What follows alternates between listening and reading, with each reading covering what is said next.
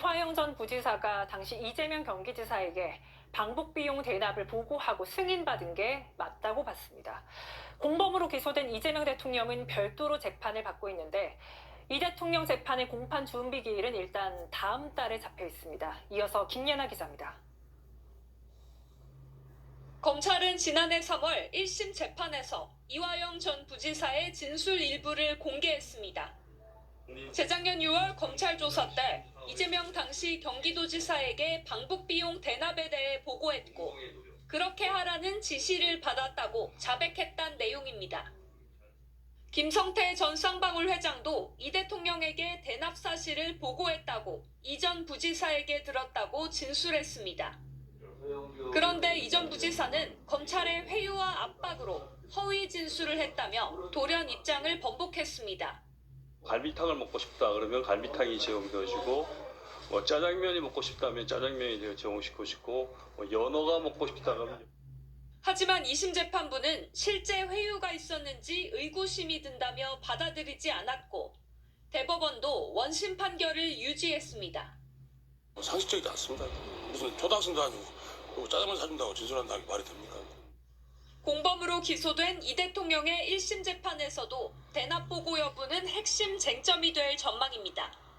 간단히 말씀드리면 이재명을 죽이기 위해서 이화영을 죽인 겁니다. 이게 이 사건의 본질이고요.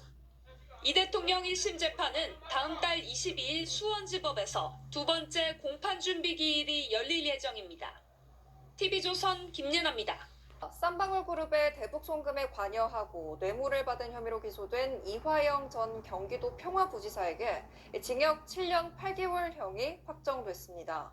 대법원은 1심, 2심 재판부와 같이 북한에 간 800만 달러 가운데 일부가 당시 경기도지사였던 이재명 대통령의 방북 비용이라고 판단했습니다. 백운 기자의 보도입니다. 대법원은 뇌물과 불법 정치자금을 받고 쌍방울 대북 송금 사건의 공모한 혐의로 재판을 받아온 이화영 전 경기도 평화부지사에게 징역 7년 8개월을 선고한 항소심 판결을 확정했습니다. 재판부는 원심 판단이 논리와 경험의 법칙을 위반하거나 법리를 오해하지 않았다고 판단했습니다.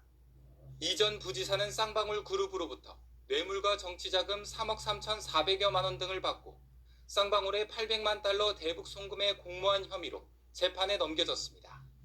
대북 송금 사건은 경기도가 북한에 지급하기로 한 스마트팜 사업 지원비 500만 달러와 지난 2019년 당시 경기도지사였던 이재명 대통령의 방북 비용 300만 달러를 쌍방울이 북한 인사에게 대납했다는 의혹입니다.